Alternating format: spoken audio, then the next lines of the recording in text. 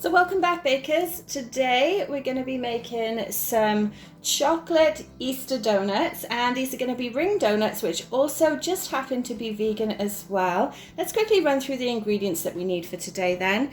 So in here I have 120 grams of cake flour. There's also a teaspoon of baking powder and half a teaspoon of salt. This is 15 grams of butter, which I'm going to melt before we add that into the recipe, and that will be done in the microwave. Next, I have 90 ml of plant-based milk. Now for this one, I'm using an almond milk, but you could definitely use any type of milk that you like for this.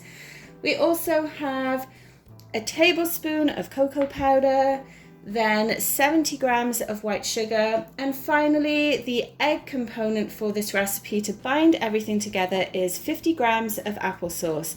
Now if you're not vegan, you can definitely just substitute that with one egg and then carry on with the recipe as is. So let's get started with this. Now because this is a small batch recipe as well, this is going to give us roughly 6 ring donuts. You could also make mini donuts with this if you preferred. And you don't need a big stand mixer, so I am going to be making this in just my regular mixing bowl with a hand mixer. And the first thing you want to do is combine all of the dry ingredients. So that's our flour, baking powder and salt, our white sugar, and then our cocoa powder. And I'm going to quickly give those a mix together.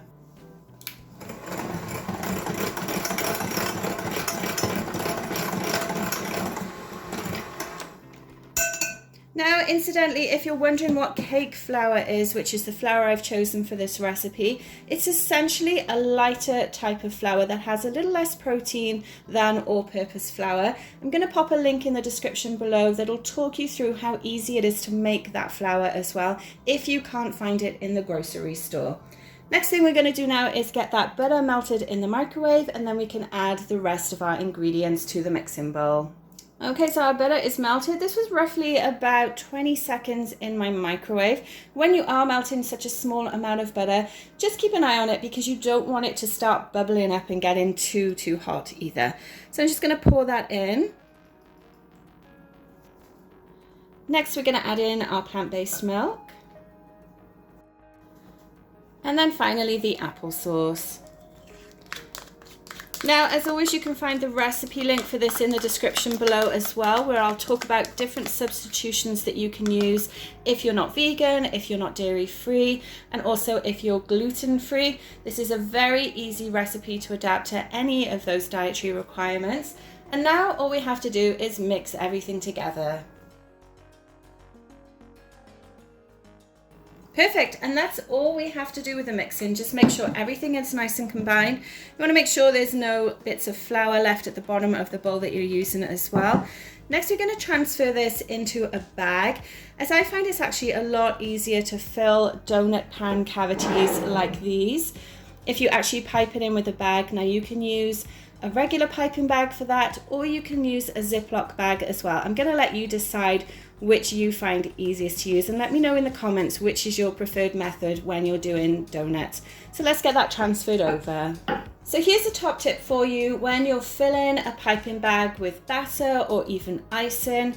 Always pop it in some kind of cup, glass or mug, something tall that you can actually pop the piping bag in, so that you're not trying to kind of hold it and fill it and risk everything going everywhere. So we're just going to pop that in here. And this is a tipless piping bag as well. It's definitely my preferred method for piping batter. Now we're going to take our batter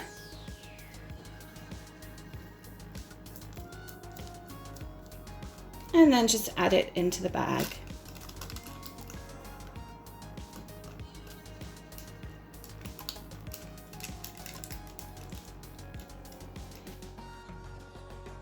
Now when you are making this recipe, you're going to want to preheat even your oven to 420 degrees Fahrenheit, which is about 220 degrees Celsius. Let that come up to temperature before you start the recipe, because as you can see, it comes together very quickly. We want to make sure that oven is nice and evenly heated before we pop them into bake. And now we're just going to close the bag. So then once the batter's in, you just want to make sure everything is pushed down to the bottom, and then we want to secure this so the batter doesn't come out this end when we're piping. So I usually just push it, twist it. You could add an elastic here, you could tie it, or even just use a chip clip, something like this from the dollar store, which is just super easy. Also perfectly safe for kids to do as well. That's our bag ready with our donut batter in. Now we need to get our donut pan prepared.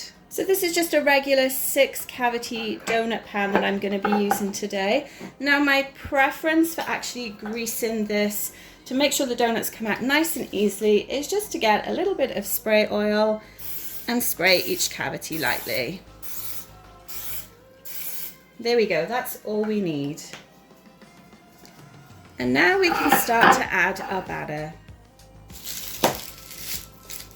So we're just going to take our bag, we're going to cut a little bit off of the end with our scissors, like so, push that to one side, and then be careful, it will naturally start to flow out on its own. You're just going to start to fill the cavities.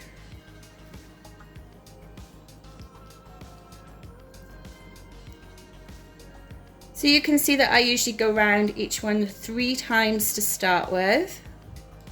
Let that batter settle a little bit, and then I'll go back and use the rest of it.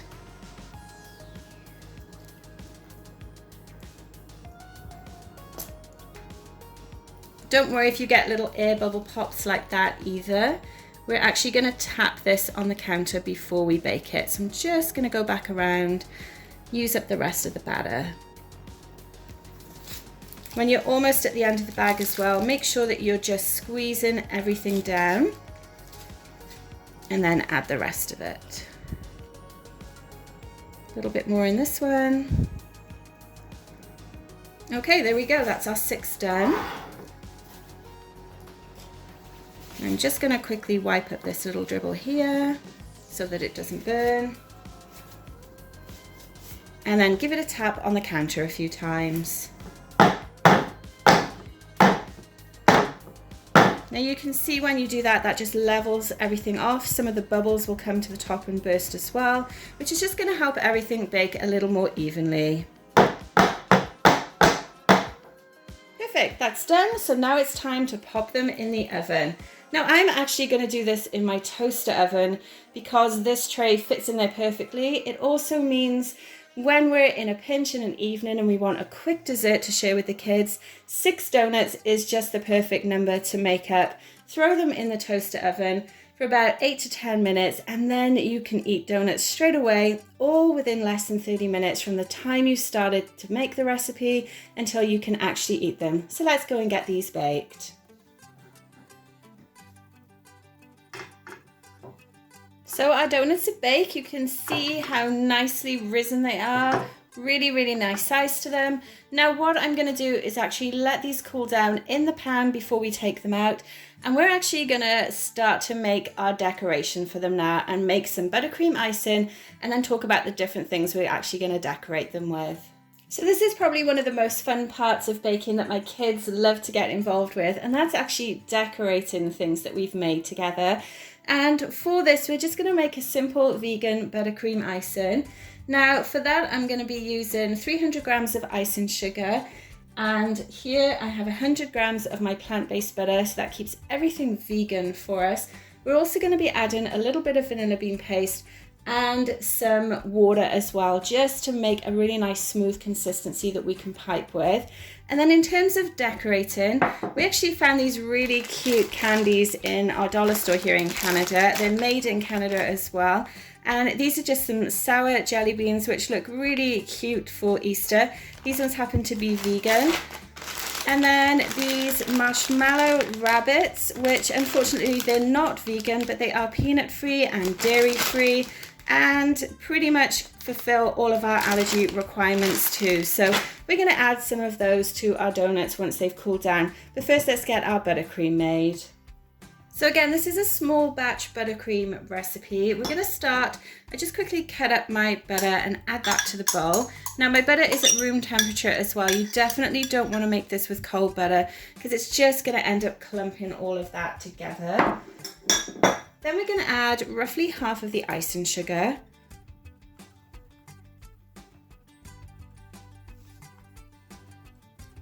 Okay, that should do it.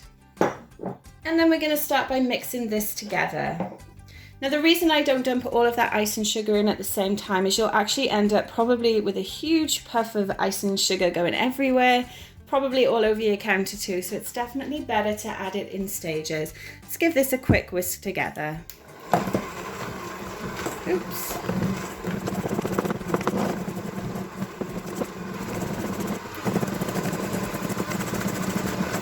So at this stage, when it's actually starting to cream, you're then going to add your vanilla bean paste. So roughly a tablespoon of that, which we're just going to eyeball.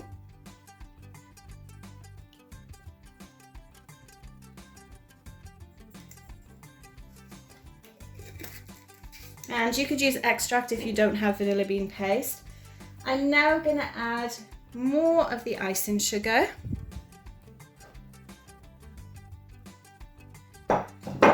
And then a splash of water. Now I have 40 ml in here, but we're not going to use all of that straight away. So just a little bit to help that buttercream start to combine, and then mix again.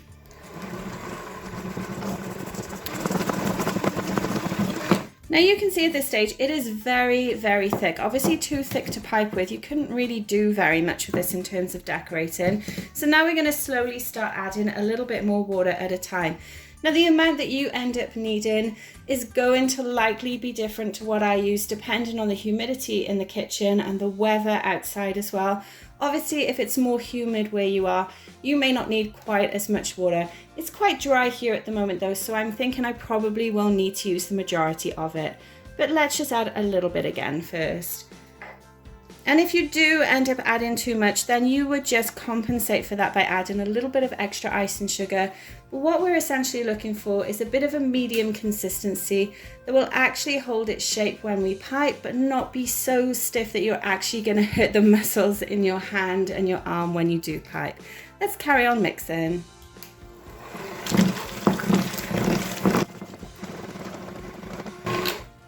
Okay, so let's take a look at this now. It's definitely thinned down a little bit. Now, when I pull it up here, you can see there's peaks on it which don't bend over at all. Now that would be called a stiff consistency buttercream. Again, I think it's still a little bit on the thick side for what we need. But before we add any more water, we're actually going to color it up now, because when you add color to icing, that's going to thin it down a touch as well. And because we're doing an Easter theme today, I've actually picked my favorite light green color, which is called Avocado. It's by Americolor. Now you could obviously do something a little more vibrant, but I like the pastel colors for Easter, so I'm just going to start with one drop and then give it a whirl.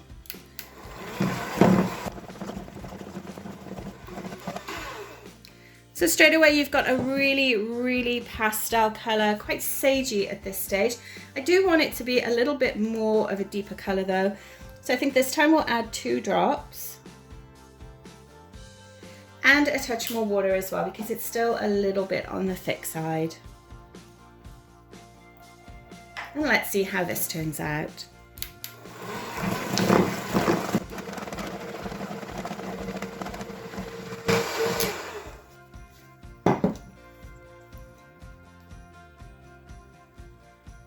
So you can see still really nice and pale, very Eastery, I think. Let me know in the comments, would you add more color in at this stage, or would you stop? Color does tend to actually develop a little bit over time with these kind of food colorings as well. So always be a little more cautious if you're gonna add a lot of color. I think I'm gonna add just, let's say 3 more drops. Obviously there's quite a lot of ice in there, so you do sometimes need extra colouring for that.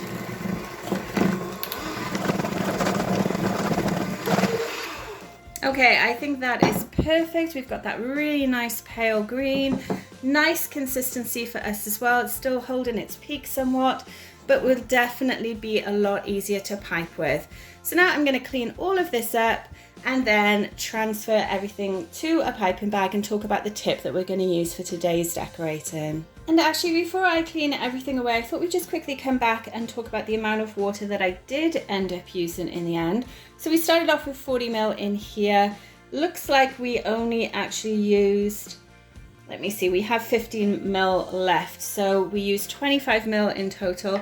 Not bad really. I did think we may need a little bit more because it's quite dry in here, but again, that's why it's always worth adding a bit at a time, because we didn't need as much as I thought we would.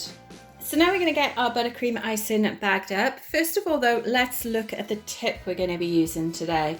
So this is known as the grass tip, which has lots of little holes in the top. So you can imagine you're actually going to get lots of little strands of buttercream coming out of it when you use it. It's a tip number 233. This one is by Wilton, and I'll pop a link below so that you can take a look at that tip.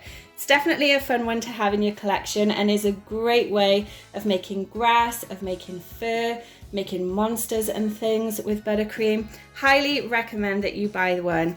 And then also the other things that we're going to use. Now, I'm using a tipless bag for this. You could use a Ziploc bag instead if you didn't have one.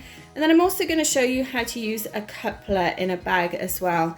Now, couplers are really good if you're going to change the tips that you're using for a particular color of icing, so that you can just actually put this in the bag, put this on the outside, use this to hold everything in place, and then once you're done with this tip, swap it out for a different one. We're not going to do that today. I am only going to use this one tip, but I wanted to show you how to use couplers anyway, because it's definitely something that is handy to have if you are going to start using lots of different tips when you're decorating. So let's get the bag set up first.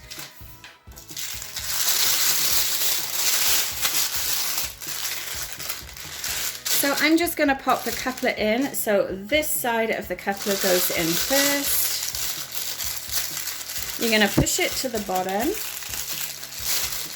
and you'll see it stops when it can't go any further. And then all you want to do is use your nail and just score around the top thread of the coupler. Now that's going to give you a guide of where you want to cut, because obviously we want to cut this plastic off.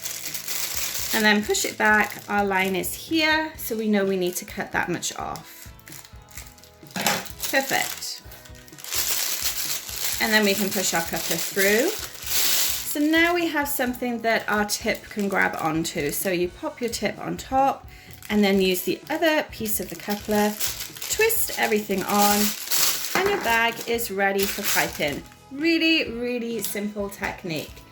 Now obviously we're going to be adding our buttercream to this, and if you've seen other tutorials when I've used these bags, I usually fill bags with nothing on the end so that the filling doesn't actually come out. Now if you have a tip on there instead, to stop anything coming out of here, all you need to do is give it a twist and then just turn it up on itself. Pop it in your cup, jar, or whatever you're using to hold your piping bag, and then fill it as normal. Now because that tip is actually folded away, nothing is going to come out the bottom. Let's get this filled.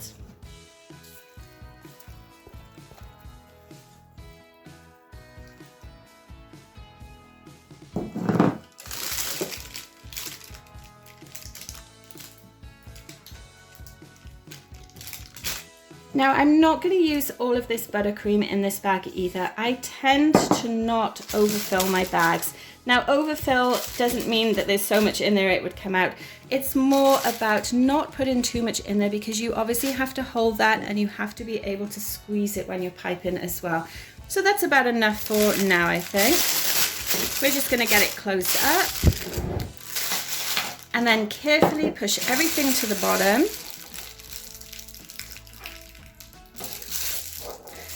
Give it a squeeze at this end, a little bit of a twist, and then I'm going to close it with my chip clip.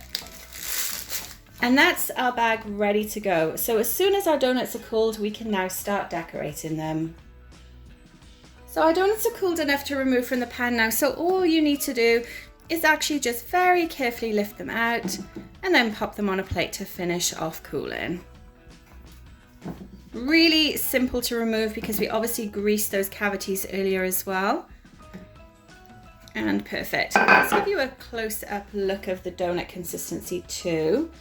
Now I'm not going to break this apart yet to show you the inside because we obviously want to decorate it, but they've really risen beautifully, smell amazing as well, and I cannot wait to decorate these with you. So we're ready to decorate. I've got my jelly beans, I've got my little marshmallow rabbits ready too. Now, all we want to do with this is actually just start piping. You can see tiny bits of buttercream coming out here. You want to hold your piping bag above the surface of the donut, squeeze and pull. Squeeze and pull, and see all those little strands of buttercream that come out. Look how cute that is, guys. This is such an incredibly easy technique, and it's definitely something kids could do as well. The main thing you have to make sure is that your buttercream is not too stiff for this, otherwise it's going to be really hard to squeeze it out of the bag, and you may actually end up with your bag splitting if the buttercream is too firm. So I'm just going to work my way around. I think we're actually going to do some down in here as well, so like a bit of a bunny hole. So all I'm doing is keeping that pressure nice and even, squeeze and pull.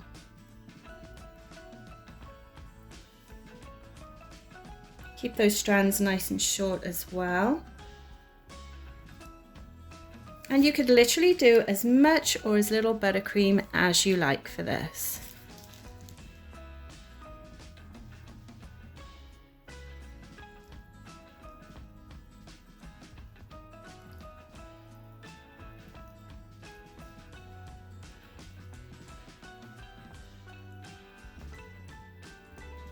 Perfect, I think that's enough buttercream. Let's just give you a close-up look at it. You can see all that gorgeous definition from the piping tip that we're using. We're not going to cover the entire donut because I think that would just be a little bit too much buttercream. And then you just want to go ahead and decorate. So I think we'll pop a bunny here. Some of our jelly beans around as well. Oops. That's a bit of a jumping bean there. Perfect, there we go. Very quick and easy chocolate Easter donuts. I'm going to carry on decorating these, and I'd love to know if you're going to have a go at trying them as well. As always, you can find all of the links to the recipe and the products that I've used today in the description box below, and I'd love to know what you think of this recipe. Thanks for watching, happy Easter, and I'll see you next time.